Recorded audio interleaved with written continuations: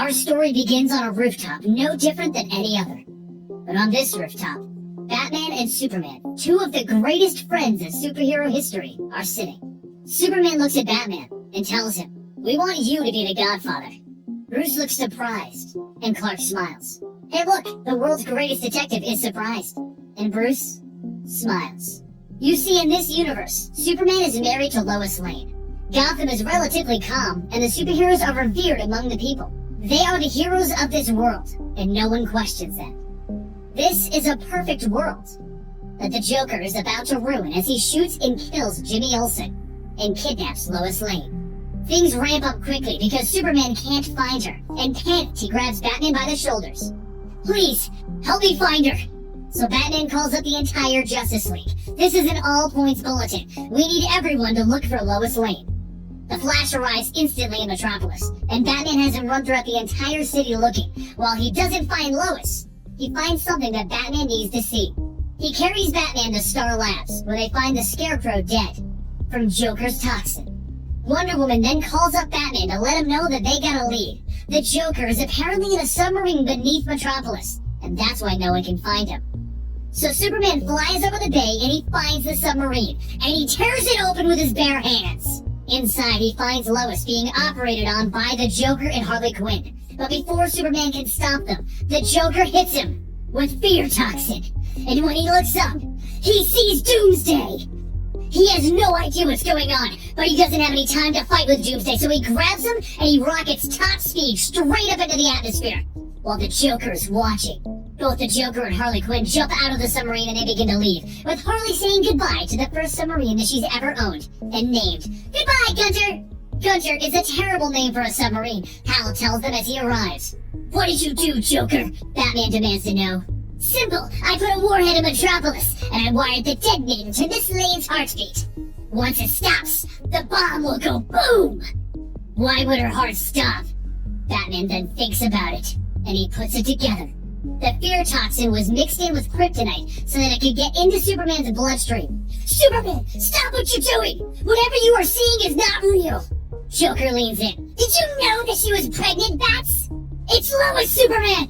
The gas finally begins to wear off, and Superman realizes exactly what he's done. And he looks in horror, with tears welling up in his eyes, at Lois drifting off into space. But with her death also comes the detonation of a nuclear warhead in Metropolis. The Justice League goes into crisis mode, saving as many people as they can from the fallout, while Batman brings the Joker to the police station. Superman is locked in grief though as he holds Lois. He can't believe what he's been forced to do. He hands the body of Lois to Wonder Woman. "Can you hold them for me? Keep them safe. I'll be back." He then takes off at top speed, with Wonder Woman questioning, where is he going?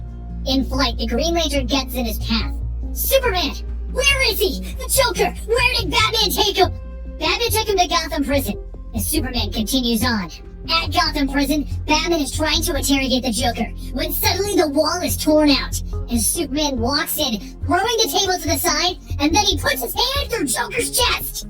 Superman retreated to the Fortress of Solitude following the events where he tried to grieve to the best of his ability. But he can't do it. All around him the news is telling him about the disasters happening in the world. "No more," he says to himself, and he takes off.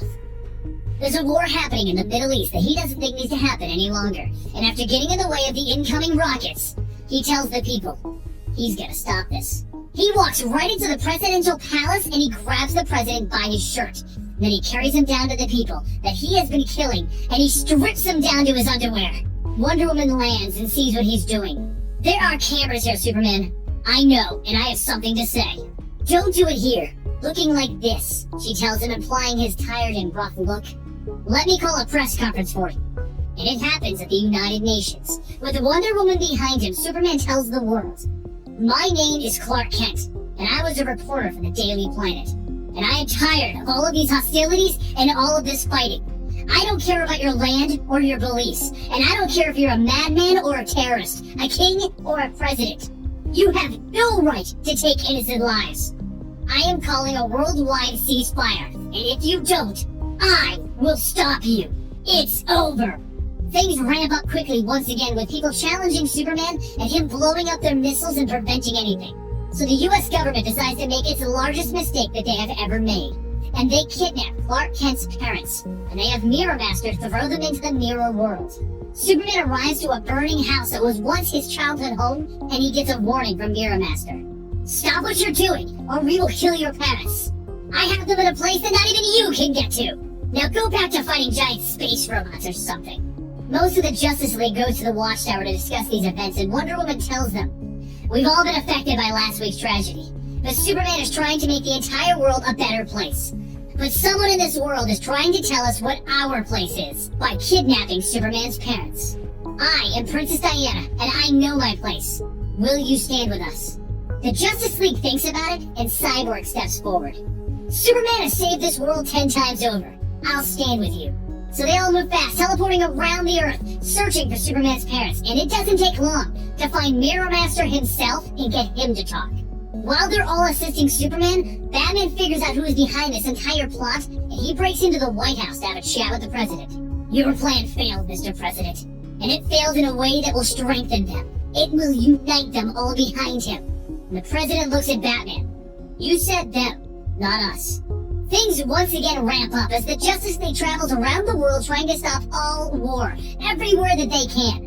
And eventually, Superman realizes that Batman isn't helping him. So he decides to pay a visit to the Batcave. Once he arrives, Damian takes time to thank Superman for getting rid of the Joker, and Nightwing asks if he's okay. But Superman smiles, and he walks to the Batcomputer. My parents are taken, Bruce. Where were you? I was doing what needed to be done. My parents! You of all people! You have to stop what you're doing. I have to stop? Stop saving lives? Stop bringing dictators to justice? You're scaring them. And Superman rips Batman's mask off of his face. Good! They should be scared! Too scared to press the button! Too scared to pull the trigger! You taught me that! You would do the exact same thing if you were me! You killed a man, Clark. Every time that you let that madman live, how many more people did you condemn? Did you even feel guilty? Every time. But we don't get to choose who dies. One death to save millions! Meanwhile, the Justice League is getting started in a war against Atlantis. It started as a disagreement between Wonder Woman and Aquaman. But it doesn't matter now, as people are fighting. Back in the Batcave, though, their argument is heating up. Why did you let him do this to me, Bruce? You can't possibly understand what he took. He stole the life that Lois and I would have had together. I would have loved that child more than anything. I already did. And look at you, sitting in the dark ignoring Damian and Dick. How many friends did they have in Metropolis? Have you even consoled them? Held them? What's your excuse for not being a father? But Batman has had enough, and he throws a punch at Superman, completely unfazing him. At that moment, the alarms in the Batcave begin to go off as the battle with Atlantis starts raging on, and Superman turns to Batman. Bruce, come with me. And they look at each other, and Bruce lowers his head. I can't, Clark. I'm sorry. Meanwhile, off in the middle of the ocean, Aquaman has called upon his ultimate weapon, the Kraken, to battle against the Justice League. But Superman arrives, injuring the Kraken and grabbing Aquaman by the throat. Stop this now! I call for a ceasefire! Even your voice doesn't reach down into the deep, Superman. The sea is mine alone to command! Around the world, the Atlanteans begin to rise from the oceans to invade various parts of it. Consider this a show of strength, Superman. Now get the hell out of my ocean!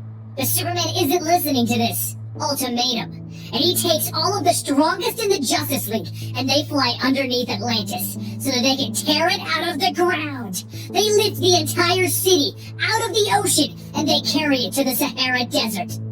Aquaman decides that he can't fight against Superman, and he submits. And as he retreats back into the ocean, he relays a message through Wonder Woman. I've ruled peacefully for years. When Superman is ready for my advice, tell him I am here for him. And Diana, I'm sorry about Lois. But Wonder Woman doesn't relay that message. Superman's reign continues to grow, and after putting down a superpowered individual that thought he could stand up to Superman, upsetting the Flash and making the Flash rethink this entire course of actions, and then preventing Two-Face from killing a news reporter, Superman has made his next decision. Live on the air, he informs the world that the twisted individuals of Gotham City deserve nothing. The people of Gotham deserve to know that those deranged individuals can never threaten them again. My God, they're gonna go after Arkham, Nightwing exclaims as he runs to the Batmobile with Batman. But Damian stands there. So what? Have you even considered for a second that maybe you are wrong? And And on that note, Nightwing and Batman leave Damian there because there isn't any time to waste. As Superman and the Justice League arrive at Arkham, there stands Batman and Nightwing ready to stop them. But the shocker is that Damian is now standing with Superman in his side. "What are you doing, Robin?" Nightwing asks him. "What am I doing? I'm bringing criminals to justice. I'm standing with Superman and Cyborg and Wonder Woman, and you're standing with Killer Croc."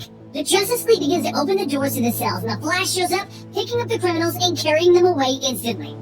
So Batman activates a virus in Cyborg, forcing him to the ground in pain. The Justice League looks at Batman. "What did you do? What the hell is wrong with you?" "Okay, that's enough," Nightwing says as he turns off Batman's gadget. "Everyone just calm down. We don't want to look bad in front of the psychopaths." But that's when things get worse, because right at that moment Green Arrow was dropping off Harley Quinn, and then he left her with one of the random guards there. Well, that didn't go well, as she's now opening up every cell door. All hell begins to break loose as villains go free, and Grundy breaks up from the floor below, grabbing Robin by the head and then carrying him off into the basement. Superman dives into the basement and begins to dismantle the undead monster that is Grundy, while Nightwing works his hardest to get Robin out of the monster's grip. Batman then leaps down with them and onto Grundy, at that point blowing up Grundy's head. Superman looks at Batman. "Good job." They all get back up to the top floor in the main fight, and Robin loses control. "I'm sick of all of you! Why do you think you deserve help after all you've done?" he yells as he clubs Riddler across the jaw. "Robin, that's enough!" Nightwing yells. "Stop telling me what to do!" Damian says as he throws his baton at Nightwing. It was just a child's rage and nothing more. He's done it so many times to Nightwing before and he's caught it. But this one time, Nightwing wasn't ready for it and it hit him in the head, throwing him off his balance. Nightwing fell over and he landed on a rock, cracking his neck. Just like that, it was over. Damian looked at the man that he treated as his brother, and he realized what had happened. Batman came out of the hole in the ground and he was with Superman. And he looks over to see Nightwing on the ground. I'm sorry," Damian tries to say through tears, but Bruce couldn't hear it. "What did you do?" he screams as he puts his hands on his head in shock and disbelief. I didn't mean to," Damian tried to say, but Bruce pushed him away. "Get off of him!" Everyone in Arkham stopped their fighting as Bruce picked up Nightwing and carried him out of the building. This is only the beginning, though, because so many more heroes and villains will perish in this conflict. Batman grieved, and then he enacted his own plan to build a group of superheroes that are willing to stand against Superman. He would build his own fighting force, his own team, to stop his former friend.